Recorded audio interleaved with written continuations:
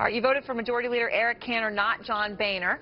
That took some guts on your first day. How come?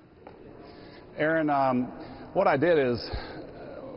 we did is we're challenging leadership to let them know that we're going to hold them accountable, just like I get held accountable in my district by our constituents. And we want to let them know that we're watching. And, you know, we're willing to work with leadership, and I look forward to doing that. And that's why I stuck with the Republican Party with Mr. Cantor. Well, let me ask you a little bit more about that, because you were quoted in the National Journal as saying, I'll quote you, career politicians created this mess, or at least they didn't do anything to prevent it. So, you know, you term limited yourself, you said, to 8 years. So should everyone face that limit, even those already in office? Well, I think people ought to limit themselves.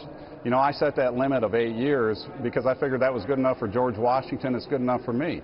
You know, the founders didn't intend for us to make a living out of this or that long of a career. And that's for each person to decide. Me personally, I decided for 8 years. And it goes back to what you said there. You know, our message that got us here was that the career politicians did get us here. And they either led us to where we're at or they failed to prevent it. Neither is acceptable. And this is a time that we need to put America first.